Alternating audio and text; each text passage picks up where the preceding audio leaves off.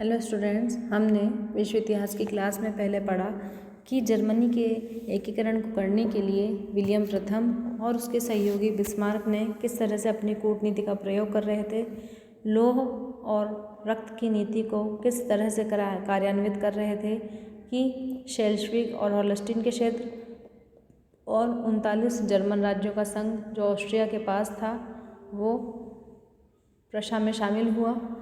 अब हम आगे पढ़ेंगे कि जो 16 जर्मन राज्यों का राइन संघ था उस पर किस तरह से अधिकार करके उनको बिस्मार्क ने प्रशा में शामिल किया और जर्मनी का एकीकरण संभव हुआ। तो हम लोग पढ़ेंगे फ्रांस और प्रशा का युद्ध 1870-71 में 16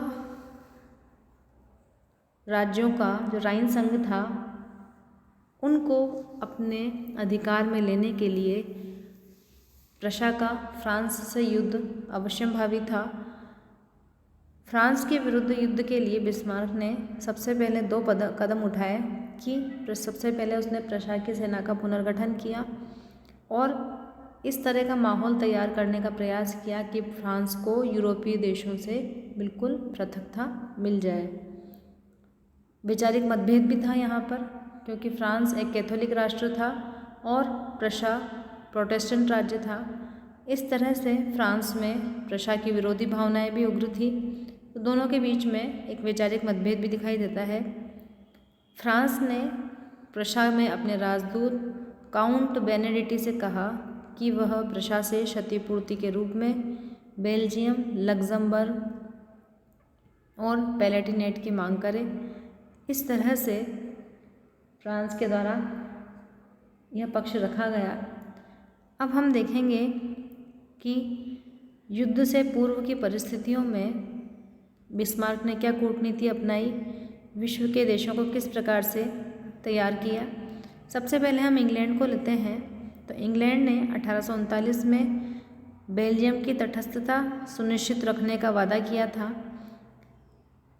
लेकिन जब बिस्मार्क ने इंग्लैंड को बताया कि फ्रांस किस तरह से बेल्जियम क्षतिपूर्ति के रूप में बेल्जियम मांग रहा है जिस पर आपका अधिकार है, तो इस बात से इंग्लैंड काफ़ी नाराज़ था और उसने प्रशा का सहयोग करने का वादा किया। छोटे जर्मन राज्य बिस्मार्क ने फ्रांस की पैलेटिनेट लेने की मांग को जब छोटे जर्मन राज्य संघों को बताया तो वो लोग फ्रांस के विरुद्ध हो गए, क्योंकि इन क्षेत्रों पर छोटे छोटे जर्मन राज्यों का अधिकार था। इस समय रूस की स्थिति देखें तो बिस्मार्क ने रूस के साथ समझौता किया कि यदि रूस 1856 की पेरिस संधि के काली सागर के प्रावधान का उल्लंघन करता है तो बिस्मार्क उसका कोई विरोध नहीं करेगा। इसके अलावा यदि ऑस्ट्रिया युद्ध में शामिल होता है तो रूस प्रशा की मदद करेगा। इसके लिए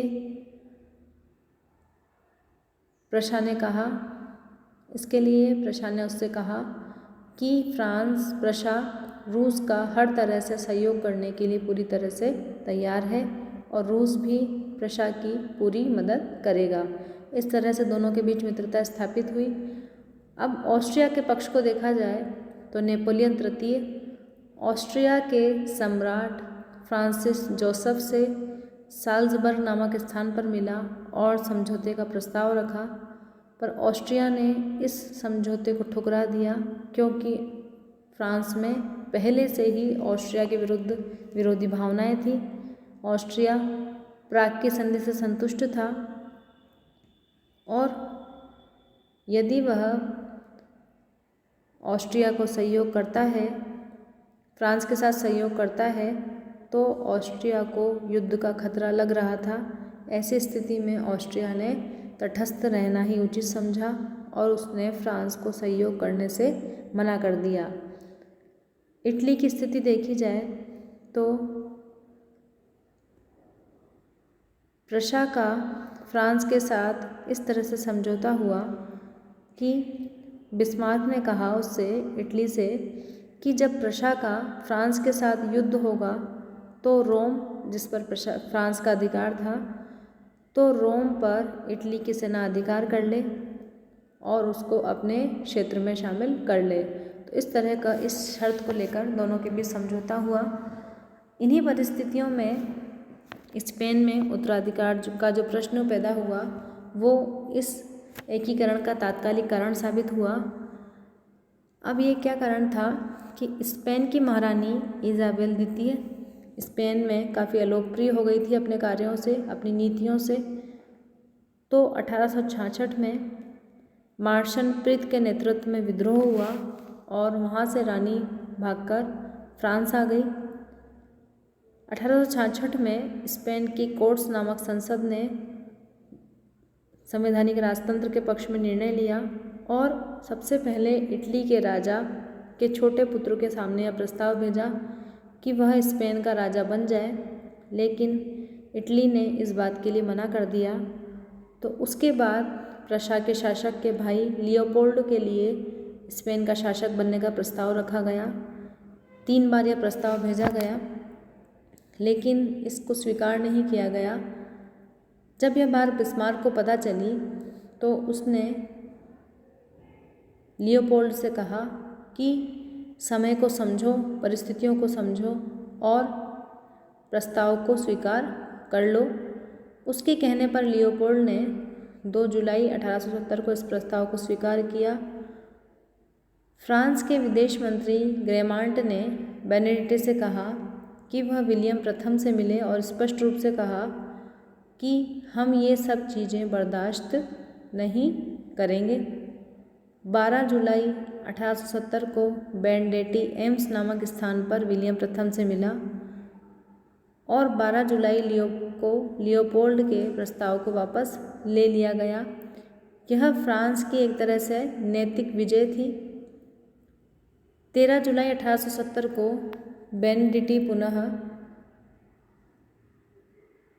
विलियम प्रथम से मिला और इस बात की गारंटी उसने मांगी कि भविष्य में भी उसे कभी स्पेन का शासक लियोपोल्ड को स्पेन का शासक नहीं बनाया जाएगा।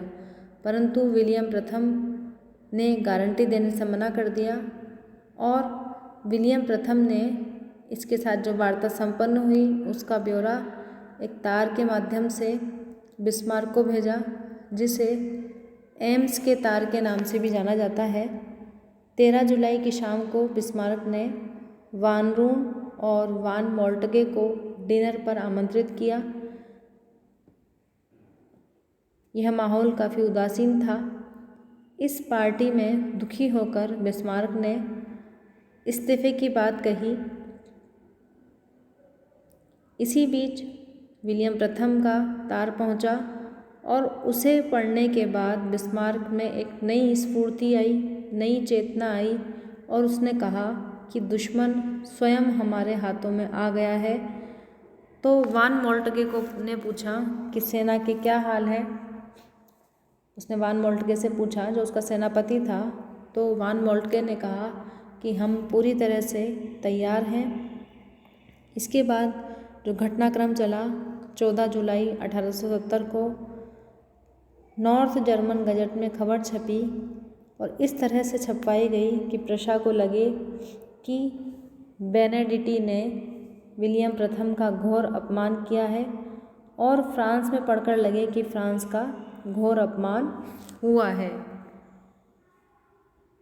ये सब बिस्मार्क की कूटनीति थी कि उन्होंने इस तरह से प्रेस का प्रयोग करके खबरों को छपवाया। 15 जुलाई 1870 को फ्रांस ने